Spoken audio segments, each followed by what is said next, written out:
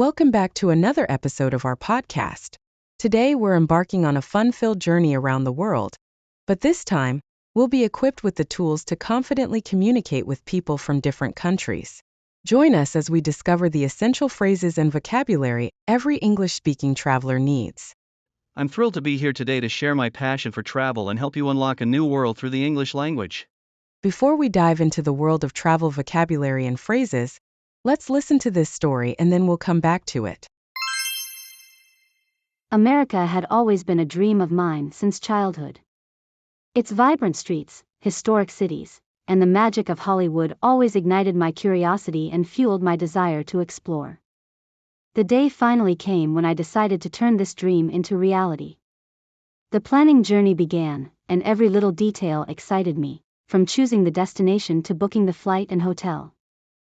After months of planning and preparation, it was time to travel. I arrived at the airport well ahead of schedule, feeling a mix of excitement and nervousness. During the check-in process, I admired the pictures I had collected of the city I was about to visit, imagining myself wandering its streets and experiencing something unique. I went straight to the check-in counter. I handed the airport employee my passport and flight booking, and received my boarding pass with my seat number. After that, I headed to the security checkpoint where my carry-on luggage was scanned and I went through a body scan. After clearing security, I went to the departure lounge where I waited until my flight was announced. I enjoyed a snack and browsed the internet using the free Wi-Fi available in the lounge. When my flight was announced, I went to the boarding gate and presented my boarding pass to the gate agent. I boarded the plane and settled into my seat. After a short while, the plane began to take off, and I felt a strong forward thrust. During the flight, I enjoyed watching movies and listening to music. The flight attendants served snacks and refreshments. As the plane approached New York Airport, I started to feel excited. After landing, I went to the baggage claim area to collect my suitcase. Then I went outside the airport where a taxi driver was waiting for me to take me to the hotel. That's a wonderful story about a trip to America and navigating the airport. Let's start at the beginning. What are the first steps a traveler should take before embarking on their journey? The first step is to decide on a destination, then research the best time to travel and book flights and accommodations. That's great. But what are the most important English phrases to use during this stage? We can use phrases like, I'm planning a trip to. The best time to visit is. I've booked my flights and hotel. For example, I could say, I love traveling. I'm planning a trip to Paris next summer. The best time to visit Paris is in the spring when the weather is warm and the scenery is beautiful. I've booked my flights and hotel, and I'm so excited. Absolutely. Using these phrases helps us share our plans and itinerary with others. We could also say something like, I've been planning a trip to Thailand for years and I'm finally going next month. I've booked my flights and hotel, and I'm really looking forward to visiting Bangkok and the beaches. That's right, Serena. And there are also many other common phrases and questions that we can use to start a conversation, such as, have you ever been to? What's your favorite place to visit? I'm looking forward to. I'm excited about. I can't wait to.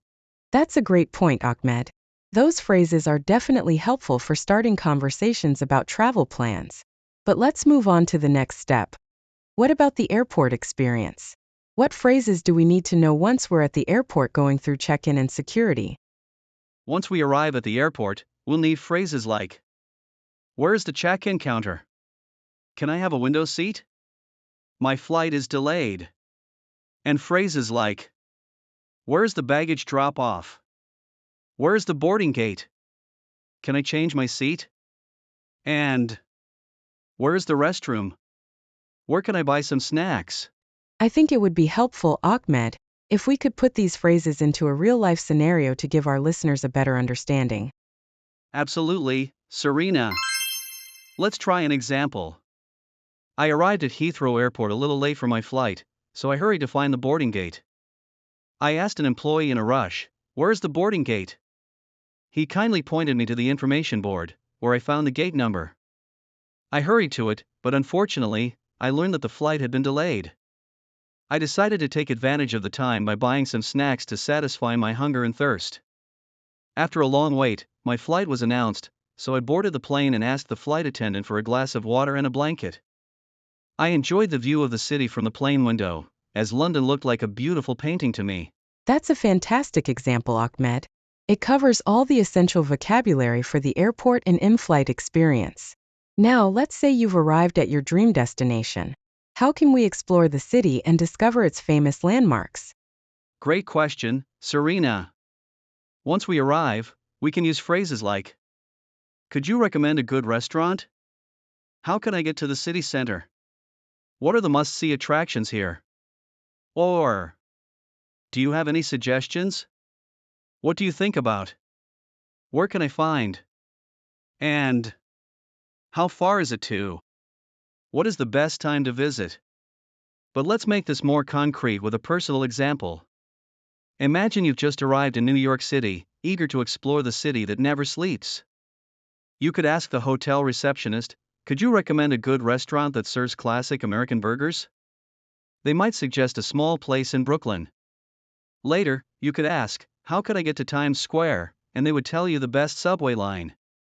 While wandering the city, you might ask a street artist, "What are the must-see attractions here?" They could suggest visiting the Metropolitan Museum of Art and the Rockefeller Center. It was an unforgettable experience, especially standing on top of the Rockefeller Center and seeing the entire city. Let's move on to some useful phrases we can use in everyday situations while traveling. Sure, Serena. When traveling, we might need help, so it's good to know phrases like, "Excuse me, where's the bathroom?" And, "How much is this?" Or, "Can you help me?" These phrases can help us find important places or ask for something. That's excellent, Ahmed. Let's delve deeper into some essential travel vocabulary and explain them in detail for our listeners. There are many terms we use when traveling, but I'll focus on the most common ones. Look for, this means to search or look for something, like information or a specific product. For example, when we say I'm looking for a hotel in Paris, we mean we're trying to find a suitable place to stay in Paris. Best time, this refers to the best or most suitable time to do something. For instance, the best time to visit the beach is summer, and the best time to buy winter clothes is autumn. Weather, this refers to the weather conditions at a specific place at a particular time, such as temperature, rain, sunshine, wind, etc. Knowing the weather is crucial for planning a trip or activity. Special events, these are important events that occur at specific times, like holidays, festivals, parties, and exhibitions. Attending these events can enhance your travel experience. Book, this means to reserve something in advance, like booking a seat on a plane or a room in a hotel. Booking ensures you get what you want and avoids last-minute problems. Flight ticket, these are documents that allow you to board a plane and travel to your destination. Buying flight tickets is the first step of any trip. Hotel, this is a place for temporary accommodation, providing rooms for guests and other services like restaurants and pools. Choosing the right hotel contributes to the traveler's comfort. Good deals, these are discounts or promotions on products or services, such as deals on flight tickets or hotel rates.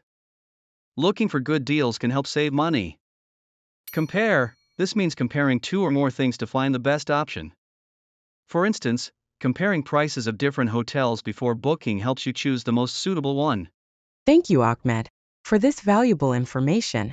Now, I'll share a short story using all the vocabulary and phrases we've discussed. I hope you've enjoyed this episode and learned many useful travel phrases. Remember, practice is key to mastering any language, so try using these phrases in your daily life. I love traveling and I'm always planning my next trip. I'm planning a trip to Paris next summer. The best time to visit Paris is in the spring when the weather is warm and the scenery is beautiful, but summer will be fun too. I've booked my flights and hotel, and I'm so excited. I want to visit the Eiffel Tower and the Louvre Museum. Have you ever been to Paris? My friend recommended visiting Montmartre, where I can enjoy a panoramic view of the city. I'm looking forward to trying delicious French food, like croissants and cheese. I'm excited to take a boat ride on the Seine River. I can't wait to explore the city and learn about its culture. When I arrive at the airport, I'll ask, where is the check-in counter? Then I'll ask, can I have a window seat? I hope my flight isn't delayed. After arriving in Paris, I'll ask at the hotel, how can I get to the city center? And I'll ask the locals, what are the must-see attractions here? I'll look for good deals on museum tickets. I'll compare prices of different hotels before booking. I want to find a hotel close to the metro station. Do you have any suggestions about places to visit?